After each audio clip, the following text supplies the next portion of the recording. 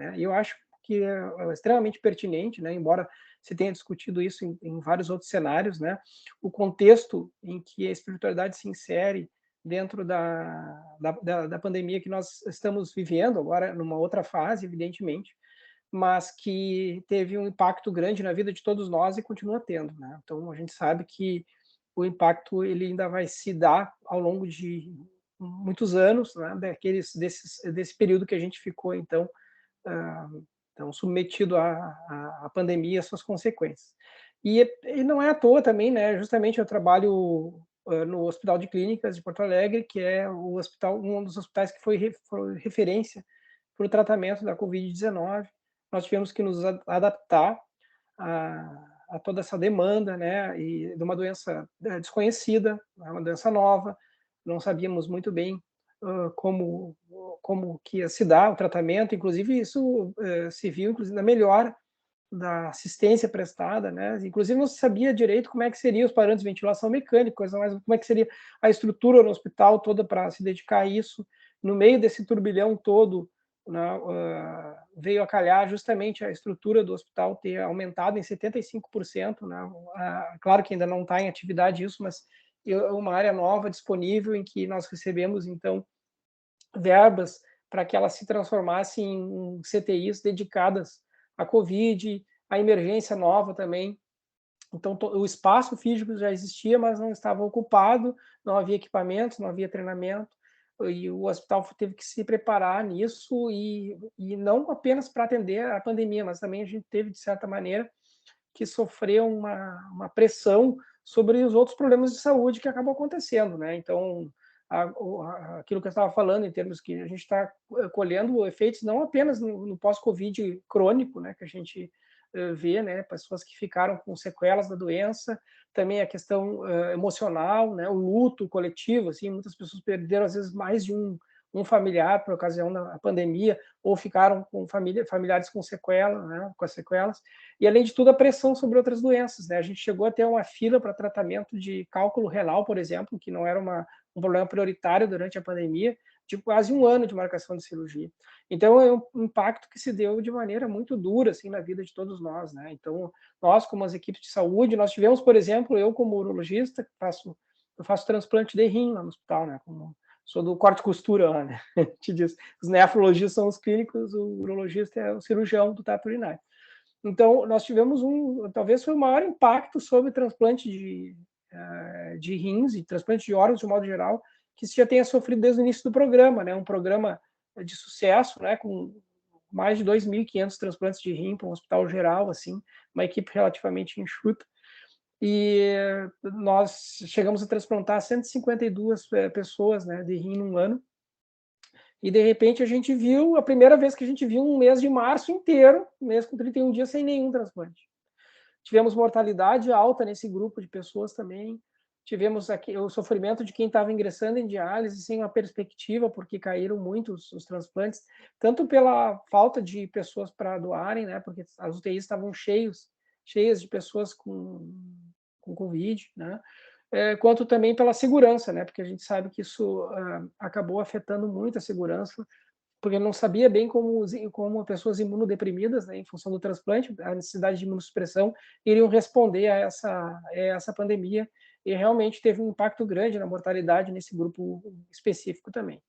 E tudo isso, né, move mortalidade, pessoas de diversos grupos etários. No início você pensava que afetava um determinado grupo etário, depois se viu que não era bem assim, né, pessoas de todos os grupos etários acabaram sendo afetados pela doença, né, essa relativa escassez de recursos num determinado momento a gente tinha que escolher usar ventilação não invasiva ou mesmo ventilação invasiva, e médicos de outras áreas como eu não se voluntariaram para ajudar, porque os clínicos já não davam conta.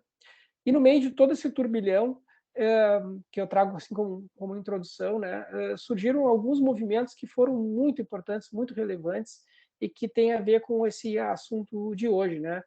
Eu vou falar um pouco sobre um grupo de comunicação que surgiu dentro do Hospital de Clínicas, e vamos entender bem o que foi isso aí, e que realmente serviu como... Isso só tem sentido, né, quando a gente consegue olhar as questões que vão muito além da técnica, né, que vão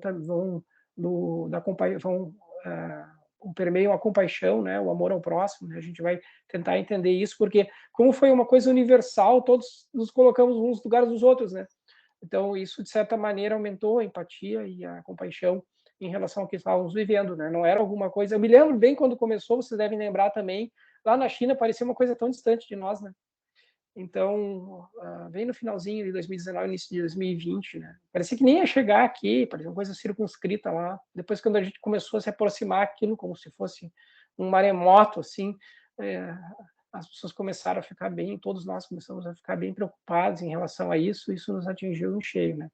Então, nada como ter vivenciado essa situação juntos para poder sentir, então, e às vezes até com pessoas muito próximas de nós, né? Me lembro que eu tive um colega meu que no início, assim, achava que não era tão, talvez não fosse tão problemático, assim, que poderia sair bem, já que tinha uma boa saúde e tudo mais, não teve mal, quase morreu por causa da Covid, foi antes da vacina, né? Então, foi uma situação realmente muito dramática.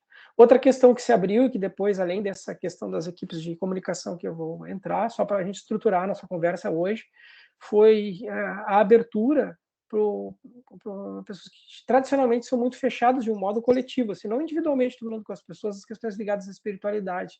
Talvez, e justamente no lugar em que isso tem uma repercussão muito grande, né, que é justamente nos centros de terapia intensiva, né, e nas unidades de terapia intensiva. Então, a gente já viu que abriu uma janela ali de oportunidades para, inclusive, a gente fez um webinar sobre espiritualidade, sobre por que espiritualidade pode ser estudada pela ciência, né? E, além disso, também, até vou mostrar esse negócio, acho que eu posso compartilhar minha tela aqui, né? Duas coisas, só ilustrativo aqui, não é? Não são slides, não pretendo Claro, eu mostrar paro slides aqui. mesmo. Fica à vontade. Mas eu quero mostrar uma coisa aqui, ó. Isso aqui, ó, vou compartilhar depois. A gente fez um pequeno webinar em maio de 2021, justamente sobre ciência e espiritualidade no processo de morte. Vocês estão enxergando? Sim, tá tudo certinho. Né? Então não foi assim algo extenso, né? A gente explorou por esses modelos metafísicos e a parte dos epistemas envolvidos também, que é mais ou menos o que a gente falou naquele nosso encontro sobre experiência de quase morte, né? Porque que a espiritualidade, né? Ela pode se inserir dentro do estudo da ciência, né? A gente trabalhou por isso, porque olhando assim superficialmente às vezes pode se tem a impressão que algo como a espiritualidade pertence ao campo do sobrenatural, né? E a ciência é o estudo do mundo. Eu vou interromper o compartilhamento aqui, peraí. É o estudo do mundo natural. Então, não sendo o mundo natural, pertence ao sobrenatural, portanto, não é científico, é pseudocientífico. E não, aí tem uma falácia, né, nesse argumento, que é quem disse que é sobrenatural, quem disse que a consciência ou algo como a alma ou as emoções humanas são algo que dependem exclusivamente, então, da ação bioquímica, né? Onde é que está a evidência de que a consciência é um epifenômeno das redes neurais, uma secreção de um cérebro produtor? Então a gente colocou em xeque essas questões que são como se fossem dogmas cientificistas, materialistas, não científicos, propriamente dito, e se abriu a janela de oportunidade porque as pessoas estavam muito fragilizadas e queriam entender como é que ficava o propósito desse sofrimento todo, né? Quando a gente apenas consegue ver as coisas através da ótica do acaso, né? Então, do neodarwinismo, né, sem explorar, então, os aspectos ligados à transcendência mesmo, conectividade entre os seres e propósito, sobretudo propósito e significado, né? Então, a gente fez um webinar como esse. Isso culminou também com vários artigos e coisas que a gente acabou publicando, inclusive um livro que foi conduzido pelas equipes de enfermagem. Eu vou compartilhar de novo a tela aqui só para ilustrar essa questão. Vamos ver aqui. Só para mostrar para vocês aqui, ó, que está saindo agora do forno. Isso foi feito durante a pandemia. Ó. Estão enxergando ali? Terapia intensiva e enfermagem de contexto multidisciplinar. Nós fomos convidados a escrever um capítulo sobre espiritualidade nisso aqui. Não, imagina a espiritualidade num livro de terapia intensiva, né? Os livros de psiquiatria já estão contendo isso, né, há bastante tempo, enfim. Mas dentro de um livro de terapia, de cardiologia, já estão surgindo coisas, né? Tem capítulos da Sociedade de Cardiologia para isso. Então, é uma coisa muito, muito interessante, assim, o que acabou acontecendo, em parte motivado pelo que a gente viveu em termos da pandemia propriamente dita, né? Então, isso e várias outras iniciativas, né? E uma delas é essa que eu comecei a comentar antes, que diz respeito às equipes de comunicação. O que foi isso? Vocês imaginam a seguinte situação, né? Uma pessoa, ela tem, como aconteceu com um amigo meu, né? Ele se isolou da família, porque tem filhos pequenos e tem uma senhora idosa que mora lá na casa dele, que era a avó, e ele acabou contraindo Covid quando não havia vacina ainda, ele é médico, e aí ele resolveu proteger todos em casa, foi para um hotel para tentar convalescer lá, né, em isolamento domiciliar, mas longe para não ficarem próximos. Bom, aquela época ainda extremamente assustadora. O que aconteceu? Ele não percebeu que estava ficando mal, porque ele estava sozinho. Né? Olha só o risco desse tipo de intervenção. Claro que a intenção foi a melhor possível, né? E ele só percebeu isso fazia quase 2 semanas, quando ele achou que já estava bem, já dava para voltar para casa. Tomando banho, ele começou a ter a consciência ficar alterada. Ele deixou cair o shampoo, o sabonete, não sabia onde ele estava bem. A água quente caindo sobre ele, assim, ele relata que ficou bem perdido. Claro, ele estava desaturando, né? Uma sensação muito angustiante. E ele saiu tão ruim do banho que ele foi buscar o telefone para tentar buscar socorro e não conseguiu. Ele se atrapalhou porque o raciocínio estava tão prejudicado pela hipóxia que ele não. E aí que ele viu que alguma coisa muito errada devia estar acontecendo. E ele conseguiu, assim, cambaleando, pegar um carro. Nem atinou o Uber nem nada. Ele disse que foi extremamente arriscado, mas é que ele não estava fora da casa, como se diz, né? E aí ele foi mais ou menos assim, quase num instinto, e parou exatamente na frente do hospital. E ele foi resgatado, tirado do carro, levado direto para a UTI. E lá eles disseram, olha, provavelmente você vai ter que ser entubado, né? Ele já estava com uma ventilação não invasiva, né? Uma VNI. E aí ele ia para quando aventaram a possibilidade de colocar um catéter nasal de alto fluxo, que foi um avanço que surgiu durante a pandemia aí, para que poderia evitar a intubação. Só um parênteses, né? No início da pandemia, a mortalidade em pessoas que eram intubadas era até 80%. Tu imagina. Então, quando te avisavam que tu ia ser intubado, se tu tivesse esse conhecimento, tu saberia que a tua chance de sobreviver era 20 em 100, ou 80 em 100 de morrer. Então, pediram se ele queria conversar com a família dele. Ele estava 2 semanas num hotel, longe de toda a família, e ele tinha que se despedir deles pelo telefone, porque ele ia ser entubado e talvez nunca mais os visse.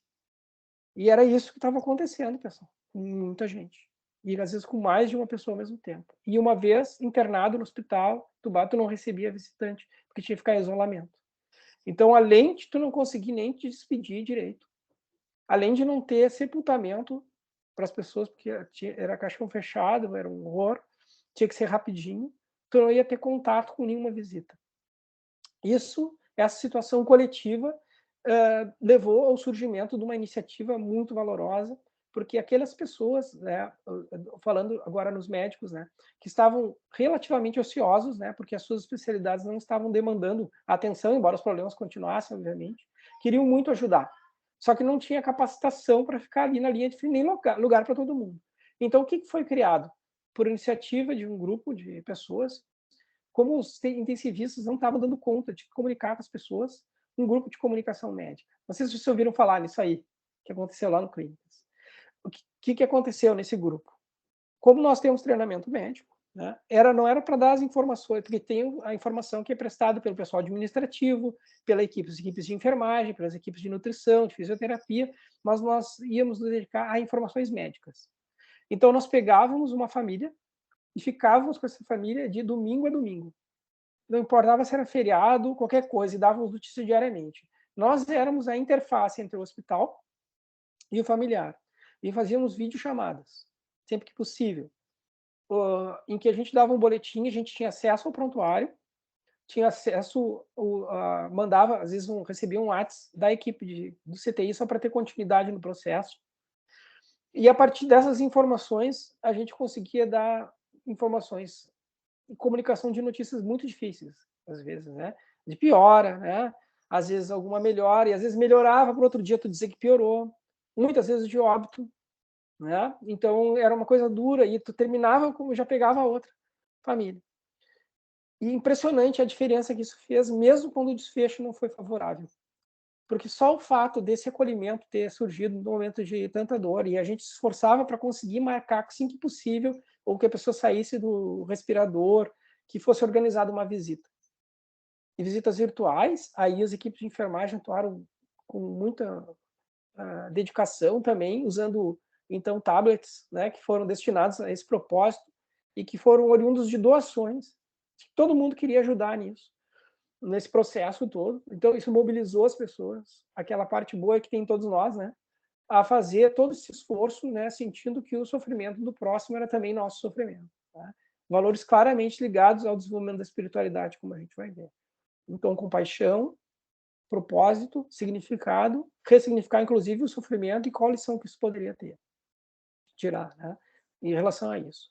Eu me lembro de um caso que me marcou muito, foi um homem de 40 anos, filhos pequenos ainda, e que teve uma trombose venosa profunda por causa da Covid, uma embolia pulmonar maciça, ou submaciça, e um Covid muito grave. Ele acabou precisando entrar no ECMO, que é uma membrana de circulação extracorpórea, porque em ventilação não tinha mais pulmão. Precisar como se fosse um pulmão artificial, o ECMO, né? É uma tecnologia nova, como se fosse empregar a partir da Boate Kiss, né? Difícil, o cara coagulava a membrana do ECMO, e aí tinha que se trocar, ele morria e renascia cada dia, assim, às vezes, né? Naquela situação. E se esperava e mesmo assim a família firme, e a família usou muito da espiritualidade. Eles tinham a espiritualidade deles era através da igreja evangélica, uma igreja evangélica que eles tinham. E aí é que nós usamos o coping positivo disponível, né? Por isso é importante saber, né, como usar os elementos que cada um traz da sua própria espiritualidade, né? Eu tenho a minha própria espiritualidade, cada um de nós tem a nossa própria espiritualidade, mas tomarmos o cuidado através do treinamento adequado de como abordar, e isso era bem presente. A gente tinha pessoas que abordavam a espiritualidade e eram ateus dentro do grupo, espíritas, né, como eu, católicos, né, judeus, protestantes, e pessoas que tinham sua espiritualidade não ligada a nenhuma religião propriamente dito, acabaram tendo que lidar com isso, porque isso aparecia em todos os casos, pessoal. Todos os casos. Então, isso era uma maneira, inclusive, de fortalecer essas pessoas por enfrentamento. E o que eu notei? Eles tinham um coping positivo muito importante. A fé deles não era uma fé mágica, né? Que ele necessariamente melhoraria, mas que seria feita à vontade de Deus, na visão dele, e o que fosse melhor aconteceria. Mas eles tinham muita fé de que as equipes estavam fazendo o melhor possível, que nós éramos instrumentos da ação de Deus dentro da concepção da religião deles. Então, eles davam todo o apoio ao nosso trabalho, demonstravam um sentimento de gratidão imenso pelo trabalho, e eu recebia aquilo, não só aquela carga positiva toda, né, como sendo comunicador, e eu fazia questão de treinar, não, eu só sou um comunicador, o pessoal está batalhando lá dentro, dizendo que eu não estou fazendo nada, e aí eles diziam, como que não, doutor? Você é nosso, você não tá, como que não está fazendo nada? Você está nos pondo a par nisso, nos dando as informações necessárias, sabe? Então, e com extrema gratidão. E ele teve alta do hospital, eu pensei que ele ia morrer, porque ele e a família, depois que o recebeu em casa, assim, ele viu, voltou a ver os filhos e tudo, me mandou um vídeo depois, alguns meses depois, ele correndo. Uma coisa incrível, alguém que tinha ficado sem pulmão em ECMO correndo para mostrar, olha o esforço que ele está fazendo para recuperar a forma física, dando umas voltas assim. Eu nem acreditei que eu vi aquele homem correndo. Tá? E aí foi uma situação justamente em que ele usou o coping positivo, né? Isso que a gente tentava procurar em relação às pessoas, né? Procurar quais elementos de fortalecimento que a espiritualidade podia trazer a cada caso. E, ao mesmo tempo, também, quando aparecia coping negativo, de culpa, ou de punição, sentimentos punitivos, como que a gente podia usar os elementos que a pessoa tinha dentro dela, sem introduzir nesses elementos do nosso próprio sistema de crenças para amenizar todo aquele sofrimento que estava sendo ampliado por um coping negativo. Mas o que se via era que era muito mais o coping positivo do que negativo. Mas justamente a gente estava aprendendo, e o que a gente teve que fazer? Estudar como cada religião encarava esse processo. Então, por exemplo, tem uma geneticista que foi muito atuante nesse processo todo de comunicação, e ela, no início do processo, muitas pessoas se modificaram em relação à espiritualidade, mas ela completamente era um tema distanciado da vida dela. Ela trabalhava com gente, nunca se interessou pelo assunto.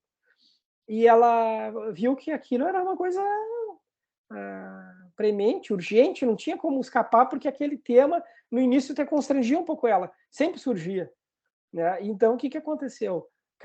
Cada pessoa ajudava ela a entender como é que funcionava a dinâmica de uma determinada visão de mundo, um determinado sistema de crenças e valores.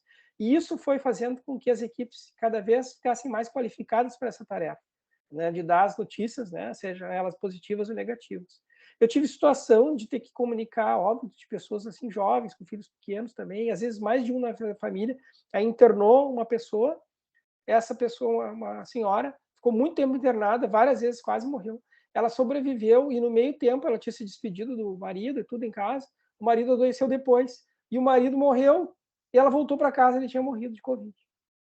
E eu fiquei com essa família também, né? Então tu imagina como é que essa pessoa vai suportar, depois de ter passado tudo isso, essa questão toda, às vezes mais de uma pessoa na mesma família. Então nós fizemos seminários sobre espiritualidade e a pandemia para estudar justamente, né, o que os conceitos de espiritualidade ligados ao FICA, por exemplo, né, que é a abordagem, então, do que são as questões centrais a isso. Evoluiu o nosso registro em prontuário médico hospitalar. O NEISE, que é o Núcleo de Estudos de Espiritualidade, Interdisciplinar, Espiritualidade e Saúde, também aperfeiçoou essas questões. Inclusive, foi uma ação que acabou surgindo porque o nosso hospital ele é um hospital que tem acadêmico e que foi agora certificado novamente pela International Joint Commission. Tem acreditação internacional para um hospital acadêmico e público, que é uma coisa realmente... E uma das coisas que estavam faltantes para se obter esse tipo era uma abordagem adequada da espiritualidade. E o Hospital de Clínicas é um hospital laico, o que, de certa forma, facilita muito isso, né? Porque não que os hospitais confessionais não possam fazer, mas a gente fica muito mais à vontade para poder abordar as diferentes maneiras de crer, né? E as diferenças, porque todo mundo crê em alguma coisa, nem que seja no reducionismo materialista, né? Porque não passa no sistema de crenças, porque ele não pode ser provado que é verdade também. Né? Então, o sistema de crenças materialista é um sistema de crenças também. Né? Então, mesmo quem diz que não crê em algum, tem o seu conjunto de crenças e valores. Então, como abordar isso de uma maneira que seja ética, que seja respeitosa e que seja útil, né? Que consiga usar, então, os recursos que cada um tem intrinsecamente sobre nós, né? sobre cada questão dessas. Então, esse grupo de comunicação foi fantástico nesse sentido. A partir disso, um exemplo do que aconteceu. Uma enfermeira que estava com um paciente internado lá, ela recebeu a comunicação de todos nós, ela trabalhava no outro hospital, grande de Porto Alegre, né? E ela disse, nossa, é fantástico esse trabalho. E ela replicou lá, por ter passado com um familiar.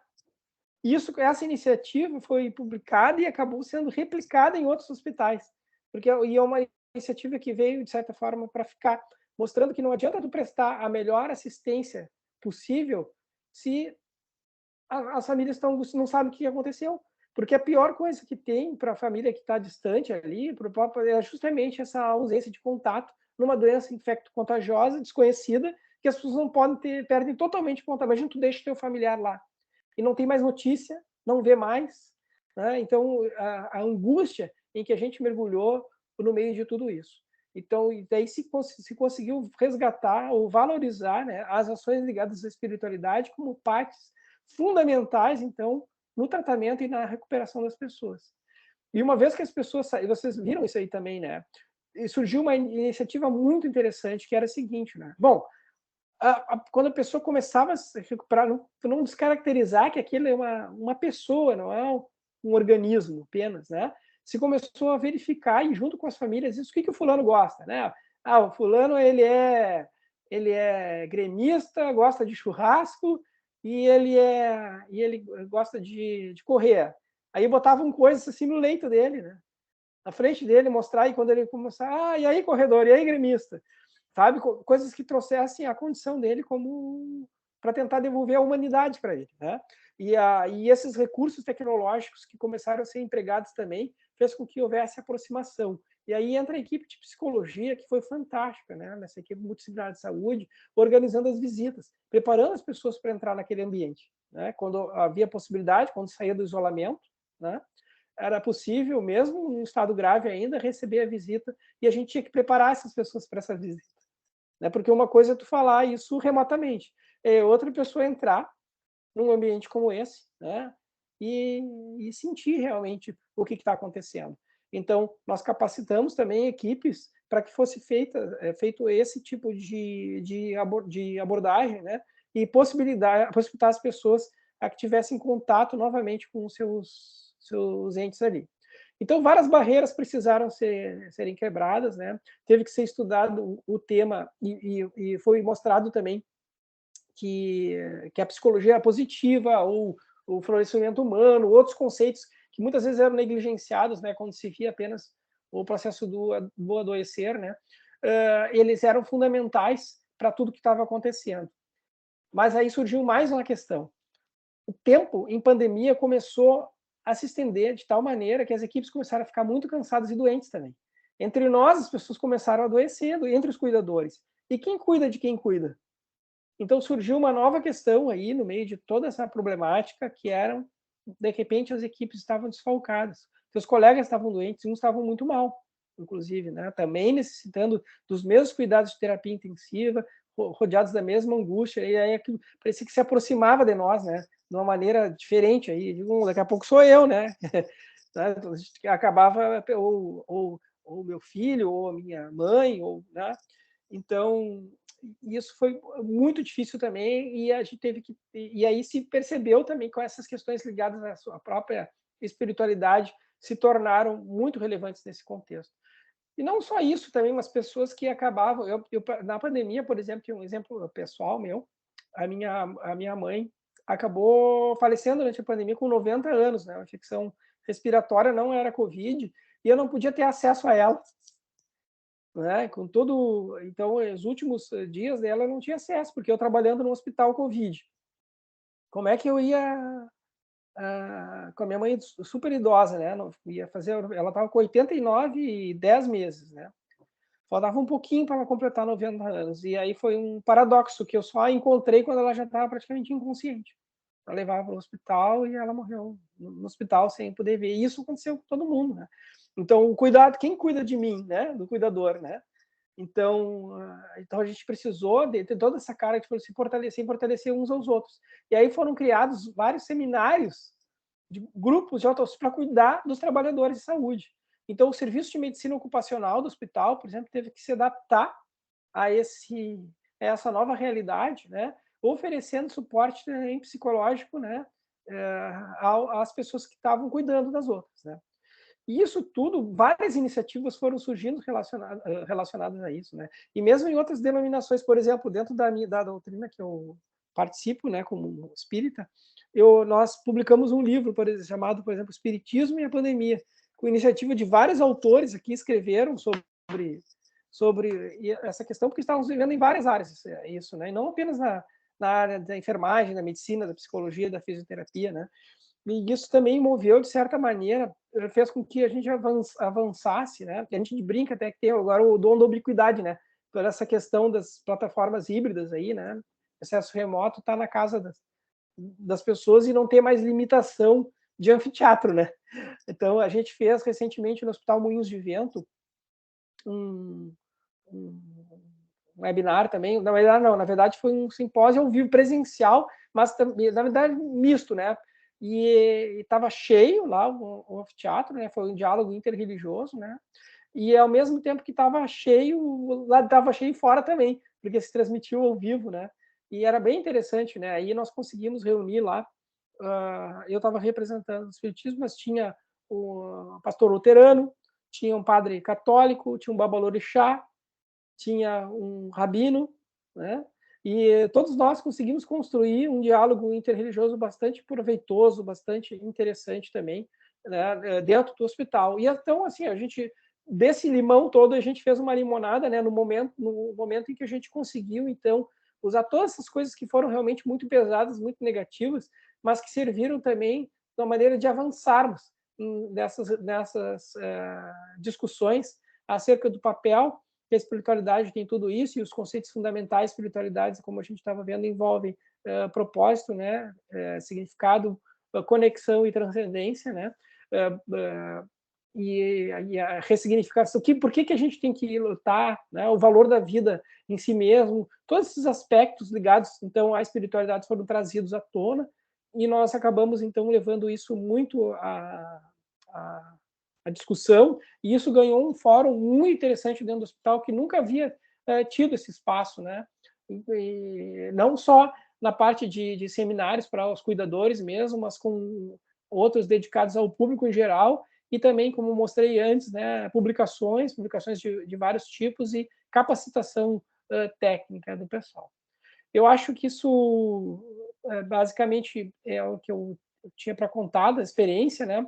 E dizer que o que nos dá segurança para isso, para poder falar nisso dentro do ambiente acadêmico, é justamente aquilo que nós falamos na nosso outro encontro, né? Que eu não quis repetir aqui, né? É ter um embasamento né, filosófico mínimo, né? O epistemológico, né? Em relação por que é possível sim estudar a espiritualidade e empregar a espiritualidade em saúde, né? Por que isso não é anticientífico, né? Por que essas coisas não são antagônicas e como há espaço para estudar aspectos ligados à espiritualidade dentro das ciências, dentro da academia de ciências mesmo, né? E isso não é à toa que se você for botar no PubMed ali, pesquisa espiritualidade e saúde, né? O crescimento é exponencial, né? Cada vez mais artigos e publicações, sistematização de como abordar isso, porque não é muito fácil também, tem que se usar instrumentos de aferição e teve que ser muito criativo para poder ter esses instrumentos de aferição, e isso é uma realidade agora, não é mais alguma coisa de um bando de malucos, né? Que ficam pelo contrário, né? No início, assim, a Luciana Desorzi, lá que coordena o núcleo, né? Ela até fez o doutorado dela em espiritualidade, ela dizia que antes eram vistos como os estranhos do hospital, né? E aí, quando a Joint Commission precisou de uma consultoria em espiritualidade, de repente foi alçado a um outro patamar, né? Essa questão. E eu acho que a espiritualidade, a pandemia, aliás, ela, apesar de todos os aspectos obviamente negativos, nesses momentos de grande crise a gente cresce muito, né? E cresce principalmente espiritualmente. Então, a pandemia nos trouxe uma possibilidade de crescimento pessoal, crescimento em termos de cooperação também, e também do emprego mais ainda evidente da espiritualidade. Eu vou deixar então o espaço, Felipe, para a gente poder debater, para ficar mais dinâmico, não ficar só eu falando aqui. Não sei se era essa a proposta realmente, né? Se eu compreendi bem o que queriam. Foi um pouco diferente, porque no outro eu trouxe mais a questão das EQMs lá, e quis trabalhar mais sobre evidências dos artigos, da literatura, mas eu acho que esse assunto, hospital de pandemia, a gente podia trabalhar de uma coisa que foi realmente muito prática, que a gente viveu, né? Apenas experimentamos isso, né? E eu achei importante trazer esse depoimento de como um hospital referência mergulhou na espiritualidade para tratar a pandemia. O Hospital da Universidade Federal do Rio Grande do Sul mergulhou nisso. Então tá, E é um tema obrigado. super recente, né? Inclusive foi um desafio você topar trazer esse tema aqui com a gente, porque é um tema super recente, não se tem ainda tantas coisas, né? A análise também real se fará um pouco mais distanciada, né? Daqui a alguns anos do que realmente foi essa pandemia num todo, né? Mas agora a gente vai abrir para perguntas. A nossa secretária Elis, ela vai ler os Boa forms. Boa noite, tudo noite. bom? Doutor, primeiramente gostaria de te agradecer por essa palestra, muito legal. Eu coloquei um Forms no chat, não sei se todos já Obrigado. viram. Se alguém quiser fazer alguma pergunta, esse Forms é anônimo, mas também sintam-se convidados para fazer qualquer pergunta aqui abertamente. Já temos algumas perguntinhas aqui e eu vou ler a primeira. Doutor, a respeito da parte do médico, como o senhor mesmo disse, foi pego de surpresa por essa pandemia inesperada. Como foi e viu ser o desenvolvimento mental e espiritual dos médicos e pessoal da saúde atuando no fronte dessa pandemia? Como não se perder em meio a tantas mortes e perigos, além de ser o porta-voz das perdas que iam ocorrendo? Quais lições foram aprendidas durante esse tempo? Excelente pergunta, então, obrigado, tá, Elias? Quem é que perguntou? Ela é anônimo? O Forms é anônimo. Ah, tá certo. Tá, obrigado. Não, só para agradecer a pergunta, né? Achei que perfeita a colocação. Foi isso que eu quis dizer quando eu falei do quem cuida de quem cuida, né? Porque justamente esse desafio, né, fez com que, imagina a nossa situação, e muitos de nós não estávamos com a própria espiritualidade desenvolvida ainda, até passarmos por isso, né? E nós tivemos que cada um de nós lidar do nosso jeito, né? E às vezes a gente não tinha os elementos ou a força suficiente para enfrentamento sozinho. Isso gerou uma crise muito grande, né? Então, não só pessoas se afastavam do trabalho por questões ligadas a problemas de saúde física, por contrair a Covid, por exemplo, mas problemas de saúde mental. Tivemos pessoas que não conseguiram, né, ficar no front, ou por várias razões, tiveram e vários mecanismos, às vezes, de defesa também, né? Racionalizar, não posso porque eu tive asma na infância, né? Mas claramente não era aquilo ali, né? Tinha alguma coisa muito mais por trás do que o histórico de asma lá na infância, né? Então, isso não atingiu as pessoas da mesma maneira, né? E o que a gente pôde ver é o seguinte, isso a gente viu nesse grupo de comunicação. Todos podiam ajudar, algumas pessoas já tinham sua espiritualidade mais desenvolvida, outras não tanto, porque não se preocuparam antes com isso. E aí esse momento de crise, o que provocou foi em todos nós que estávamos envolvidos nessa comunicação, um desenvolvimento na marra disso, né? Porque a gente tinha que falar com as pessoas, e as pessoas têm a própria espiritualidade, né? Então, e a gente precisa, e muitas vezes isso era extremamente desgastante, respondendo a pergunta, né? Porque tu tinha que comunicar óbito, tu tinha que comunicar que a pessoa estava muito mal, e às vezes tu tinha que pedir um tempo. E isso acontecia, e buscava recurso. Então, o serviço de medicina ocupacional do hospital, por exemplo, teve uma demanda muito grande também, não só para fazer teste de Covid, mas para encaminhar questões ligadas ao tratamento do ponto de vista emocional das pessoas, né? Porque houve um desgaste muito grande, as equipes estavam, além de tudo, houve uma sobrecarga de trabalho muito grande, era um plantão em cima do outro. Não tem tantas pessoas assim capacitadas a ficar trabalhando em terapia intensiva dia e noite.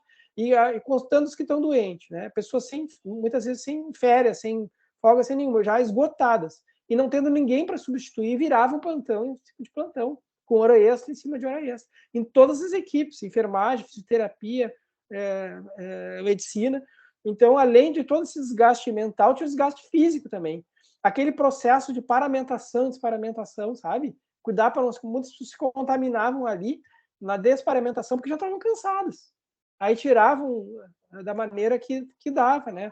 E o medo de levar a doença para casa, que nem eu relatei desse meu colega, né? Então, a pessoa lá da área da saúde atendendo, né, na frente, e quando chegava em casa, né? Lembro que no início eu tirava calçado, ia direto pro banho, tirava minha roupa na área de serviço, ia direto tomar um banho, assim, como se eu tivesse tido contato, assim, sei lá, com radiação, com ebola, a gente não sabia o que era Covid, né? E era um negócio meio louco, assim, né? Chegava, e isso estava fazendo adoecer, insônia, quantas pessoas tiveram insônia? Ou, além de tudo, tu tinha a questão do isolamento social, que todos estavam sofrendo, inclusive os cuidadores, né? Ou às vezes estava filho em casa, em homeschooling, né? Tendo aula em casa, tendo que ter reunião do trabalho em casa e ao mesmo tempo no hospital, porque as reuniões administrativas todos viraram em casa. A comunicação com a família em casa.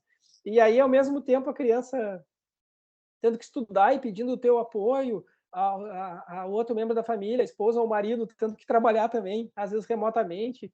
Então, realmente, e outros canais foram surgindo justamente para tentar, inclusive, o atendimento online, né? Inclusive para profissionais de saúde. O SMO começou a prestar atendimento online em saúde mental também. as pessoas precisavam conversar. Eu tive um CVV estendido, assim, né, para conseguir ouvir as pessoas que estavam em crise, né, uma crise muito grande, né, e muitos não conseguiam nem voltar ao trabalho. Então, eu não sei se eu respondi bem a pergunta, mas quando a gente tinha um desenvolvimento da sua própria espiritualidade de uma maneira que oferecesse recursos de coping positivo mais desenvolvidos, o enfrentamento ele se tornou menos difícil, digamos, né? Mais fácil, né? Mas menos difícil. Agora, o que a gente via é que quem não tinha tantos recursos mentais e psicológicos foi mais difícil e teve que aprender, né? Teve que aprender e todos aprendemos alguma coisa nesse sentido. E teve que surgir grupos daquelas pessoas que sentiam ou que estavam sendo capacitadas e que estavam mais fortes para ajudar as outras. Essas cansavam também. Eu me lembro que eu tirei férias nesse período, e nem fui férias para viajar, mas assim, a gente não podia tirar férias. Mas era um fim de semana. As férias eram um fim de semana, porque era domingo. Por exemplo, falecia uma pessoa, ela tinha alta do CTI, eu não usava mais comunicar, a gente pedia, às vezes, e eu estava sem horas, ficava com 2, 3, né? Então me deixa só esse fim de semana sem ninguém, para dar uma respirada, entendeu? Porque a gente é humano, né? E tá cansado, todo dia dando notícia negativa, daí a pessoa morre, né? Aí tu tá com dor, outro pelo menos teve alta, outro não, e aí tu vê, e aí em casa também aquela pressão, e aí tu diz, não, nesse fim de semana não quero pensar nisso, segunda eu pego outro caso. Isso aconteceu também, então a gente precisava ter um grupo grande até para se revisar, porque a gente estava trabalhando no hospital também. Mas além disso, a gente tinha essa carga adicional. Não sei se eu respondi bem a pergunta. Sim, foi muito bem. Bom, uma segunda pergunta. Durante a pandemia, muitos profissionais da saúde de diversas religiões se uniram para transmitir conforto ao próximo da forma que creem. Você chegou a ter ou ver algum conflito religioso ou a espiritualidade não sofreu interferência na religiosidade? Muito boa pergunta. Olha, no início, o que aconteceu? Justamente principalmente quem não não compreendia bem esses conceitos de espiritualidade e saúde, por nunca ter estudado o tema, se deparado com ele, ficou, como é que eu vou dizer, amedrontado, né? Então, com medo que esse tipo de abordagem, querendo separar uma coisa da outra, não compreendendo que era um recurso de saúde muito importante para as famílias, principalmente, né? A pessoa muitas vezes estava inconsciente, entubada, né? Mas as famílias usavam muito da espiritualidade para conseguir se enfrentar, né? E às vezes e às vezes pelo próprio preconceito do sistema de crenças, né? A gente viu isso muito no cientificismo, né? Dizendo, não vamos misturar as coisas. Isso aí não tem nada a ver com medicina, não, tem tudo a ver. Tem tudo a ver com saúde, mas justamente por um desconhecimento em relação a isso. Mas aos poucos se viu que não, e que tinha muita coisa séria, muita pesquisa séria envolvida nisso. E à medida que a gente foi capacitando as pessoas, é mesmo, nunca tinha dado conta. Eu me lembro numa reunião da Joint Commission, que uma das coordenadoras do processo, todas lá, que é brasileira, que coordena, né, que se dizia, né, mas mesmo ateísta, eu nunca se deu conta que o sistema de crenças era materialista. E eu consegui expor isso para ela, e ela dizia, mesmo, isso é um sistema de crenças, né? Eu disse, não tem nenhum problema tu acreditar, porque as coisas que eu acredito são teus sistemas de crenças e valores. É só saber que eles não correspondem necessariamente à verdade. Essa é a tua verdade, mas não necessariamente a minha, dele. Então, isso é que a gente tinha que tentar fazer com que a gente respeitasse a verdade do outro, né? Mas se ela estava causando prejuízo, que a gente pudesse utilizar os recursos que estão dentro da pessoa sem doutrinação. Então, quanto pior era o treinamento, mais difícil era essa questão. Mas um conflito religioso, propriamente dito, a gente não chegou a assistir, até porque o que acontecia? Como tinha isolamento social, as pessoas não conseguiam chegar. A gente teve isso antes, sabe, eles? Antes do NEIS regular a entrada no hospital. Porque, por exemplo, né, vou dar um exemplo aleatório. Uma pessoa chegava, pediu uma vez uma pessoa que não era católica, foi visitada por um padre católico, ela estava no final assim da vida, na terminalidade da vida física, e não, ela não estava na terminalidade, perdão, ela interpretou como se tivesse porque recebeu a visita de um padre sem ela pedir, e achou que era a extrema unção, que era um procedimento de que, bom, os médicos desistiram de mim, por isso que mandaram o padre, mas não foi pedido, e ele acabou entrando lá, porque ele foi atender outra pessoa, né? e resolveu atender outra pessoa no início, o capelão. Teve uma vez uma pessoa do evangélico que foi atender, hoje isso não acontece mais, né, porque a gente consegue regular isso aí, mas a intenção era a melhor possível, né, mas a maneira como foi interpretada não foi boa. Ou uma vez uma pessoa que o evangelho foi autorizado a entrar e falar, uma pessoa começou a distribuir santinho para outros se sentirem invadidos com aquilo. Como é que no hospital vai distribuir? Eram coisas de passagem da Bíblia, a intenção era boa, mas estava fazendo proselitismo. Então, hoje, a regulação que a gente faz através do NUC tem pessoas que são capacitadas para entrar no hospital, né? A pessoa pode chamar alguém, mas essa pessoa só vai visitar a pessoa que ela chamou. Né? Então, se a pessoa é umbanda, se é de candomblé, pode ir para o orixá, né? Mas ele não vai no outro leito. Se a pessoa vai e é importante alguma coisa do símbolo da religião dela, então de máximo respeito ao seu sistema de crenças e valores e usar os recursos intrínsecos. No início, então isso gerava um conflito dificilmente por má intenção, né, pessoal? Da maior parte das vezes é por desconhecimento mesmo, né? Então, a intenção geralmente ela é positiva. Então, para isso é que núcleos como o NEI servem para regular essas relações e torná-las sistematizadas, ordenadas, né, organizadas, para também não deixar de oferecer o suporte espiritual toda vez que ele é solicitado. Né? Porque simplesmente a pessoa, às vezes, tinha uma pessoa lá que era budista e tinha algumas questões ligadas à alimentação que ela adotava, e não, era para meditar, agora lembrei. E ela precisava de um tempo e ela achava muito inconveniente quando interrompiam justamente nesse horário, para ir lá medir a pressão, para coletar exame de sangue. Então se estabeleceu, botou uma plaquinha, né, no horário que ela fazia meditação, para evitar entrar, a não ser que fosse uma coisa realmente urgente. Então, o respeito ao sistema de crenças da pessoa.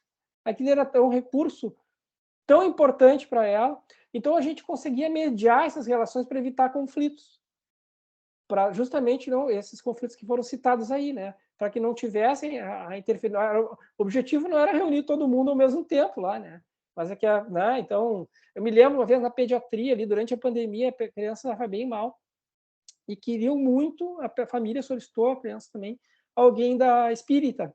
E a gente conseguiu, era noite, sexta-feira, e foi alguém lá. Então, e a família se sentiu extremamente acolhida. A criança veio a falecer mesmo, né? Ela estava muito mal.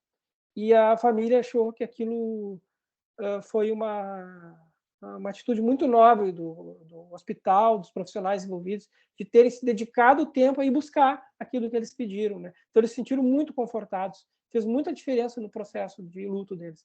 Porque não penso que espírita não fique enlutado porque acredita na continuidade da existência. Né? A tua vida é igual. Isso até é uma coisa cruel, né? De achar, né? A saudade, a criança, o parente, não. Então, e foi atendida nisso aí. Então, a gente procura, assim, mediar os conflitos, mas, felizmente, a gente não observou tanto, justamente porque o hospital se estruturou para que não houvesse esse tipo de conflito, embora já tenha tido história. Teve uma vez a história de uma pessoa que não tinha um determinado ritual, e eu acho que é alguma igreja evangélica, não sei qual é, e que tinha uma coisa com o sal, da simbologia do sal, né?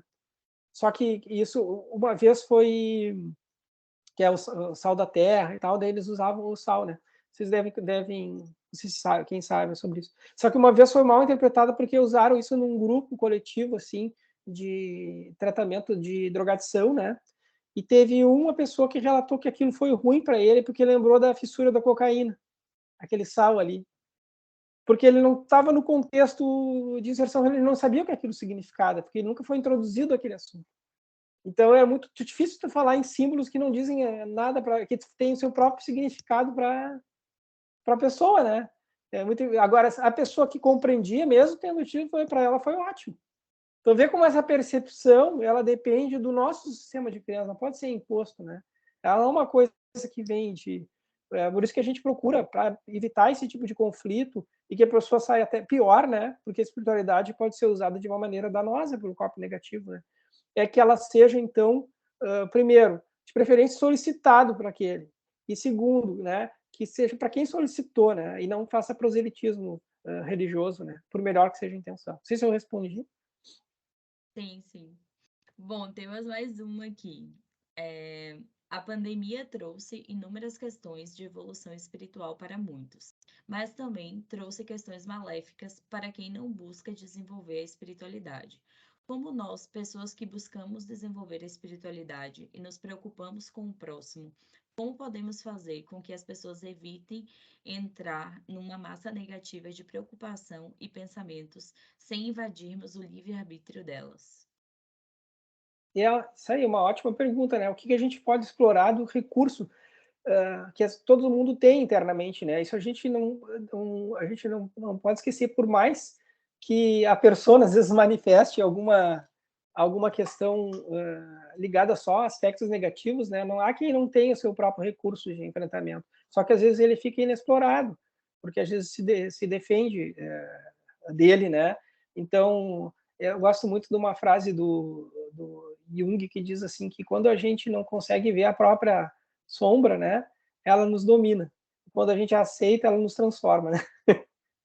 Então, quando a gente não, então é mais ou menos por aí, né? É uma maneira da pessoa poder fazer esse encontro, né, com essa parte sombria que nós temos dentro de nós, né? E aceitá-la como ela é, e talvez isso fazer com que a gente consiga se transformar para um outro patamar de entendimento. Com toda a suavidade que isso requer, às vezes a gente sabe que isso não é de uma hora para outra, não é uma transformação que se dá num encontro, mas quando a gente tem a nossa espiritualidade bem desenvolvida, a gente acredita em propósito, né? Em significado das coisas. Inclusive que o sofrimento, às vezes, é a mola propulsora para o desenvolvimento individual. E a gente só passa por aquilo que é necessário para o nosso próprio desenvolvimento, né? Porque dentro dessa visão de mundo, né, existe que não é o acaso que move as coisas, que move a realidade, né? Mas justamente é o amor e o propósito, um amor assim incondicional, né? Que não condiciona nada, pode ser um crápula, você é amado igual, né? Pelo universo, por Deus, ou como quiser chamar, né? Então, é como um filho, por exemplo, ele pode fazer o que ele quiser, não vou dizer isso para ele, né? Mas eu não vou deixar de amá-lo, né? Por isso, né? Ele pode continuar amando ele, só não vou ficar triste. Né? Então, a mesma coisa, eu vou tentar ajudá-lo a melhorar, né? Mas eu vou continuar amando, né? Então, a mesma coisa, quando se a pessoa se sente tão amada e perde essa necessidade infantil de ser amado, né? E a gente não precisa ter essa necessidade, a gente já é amado, só por existir. Deus não cria nada de inútil, né? Nessa visão de mundo, né? Então, todos nós somos muito amados, né? O que a gente tem que aprender é a amar. Quando a gente aprender essa escola, é a escola de aprender a dar, não receber, a gente receber. Olha, se não fosse o agricultor agora trabalhando lá, eu não ia ter comida em casa. Se não fosse a pessoa que está recolhendo lixo, ia estar tudo imundo. Alguém desenvolvendo vacina, alguém cuidando, a gente procurando, trabalhando com ensino aqui, pesquisa. Então, todos dependemos de uma grande rede, né? Que a gente precisa ter. Então, o que eu contribuo nessa rede, né? É justamente o ócio, não fazer nada, né? E não importa, né? Eu costumo dizer assim, ó, a pessoa, mas ali é pegando instrumentos, né? Pegar um microscópio e um serrote, tá? O microscópio todo delicado, cheio de lentes, microscópio eletrônico, então, né? E o serrote, pobrezinho, depende. Se eu quiser fazer uma mesa, o microscópio não vai servir para nada. Então, se eu for um serrote, que eu seja um bom serrote. E que eu faça uma ótima mesa para que o microscópio eletrônico fique em cima dela, que não caia. Então é isso, não importa que tu é, né? Mas que tu seja um instrumento, isso que a gente pode desenvolver, né? Em relação a todos nós, né? É ser o melhor possível. Se tu é um violino, seja o melhor possível, mas não queira ser flauta, que tu nunca vai ser flauta, né? Vai ter violino, né? Então que tu seja um ótimo violino, né? E é isso, né? Então cada um de nós pode ser instrumento para muita coisa, né? E geralmente esse sentimento de desvalia ou de menos, às vezes revela até um ego muito grande, né? Quando a gente já né, se aceita como é, muitas vezes, né, apesar de ser, a gente costuma dizer, né, o vaso aqui pode ser impuro, mas se ele carregar água limpa, tá bom. Né? Então, não importa tanto, é nesse sentido, né? E todos nós podemos transportar essa água limpa nessa simbologia, né? Então, se a pessoa tem uma carga negativa, claro, ninguém consegue ser ajudado se não quer ser ajudado, pessoal. Ninguém, isso é impossível. Que é a primeira coisa. Pode ter qualquer coisa, tá com um espinho cravado, se não deixar tu tirar o espinho, vai continuar o espinho ali, por melhor que seja a tua intenção, tu não vai conseguir na. E isso é um dos princípios éticos, que é o princípio da autonomia, né? Hoje em dia, a gente tem dois princípios éticos que a gente respeita: o princípio da autonomia e o princípio da não maleficência. que eles vão além do princípio da beneficência. A beneficência é quando tu acha que o teu sistema de crença é superior. Um exemplo clássico disso é o testemunho de Jeová, né, em relação a hemoderivados. A gente tem como cirurgião frequentemente enfrenta, né? Uma coisa é o teu sistema de crenças, eu acredito. E outra, o que será que isso representa para o sistema ou para essa comunidade? Né? Como é que eu consigo compreender isso sem impor a minha verdade sobre a verdade dela? Né? E sem ao mesmo tempo prejudicar. Como é que eu posso fazer? Será que isso realmente é uma verdade para ela ou é só uma coisa de aceitação na comunidade dela? E às vezes tu só consegue explorar isso dentro do sigilo médico profissional. E não quando tu... Às vezes a pessoa não tem tanta convicção assim, mas é para não se separar do apoio do conjunto. Então, depende... então, todas as questões são muito delicadas, né? Então, o que é a verdade? Mas uma coisa é certa, se a pessoa não está disposta a ser ajudada, não adianta que tu pode fazer de tudo. Que não... Então, a primeira... o que ensina a gente a pedir ajuda? O sofrimento. Então, vai chegar um ponto que aí é que tá, né? Isso tem tanto significado e tem tanto sentido, né?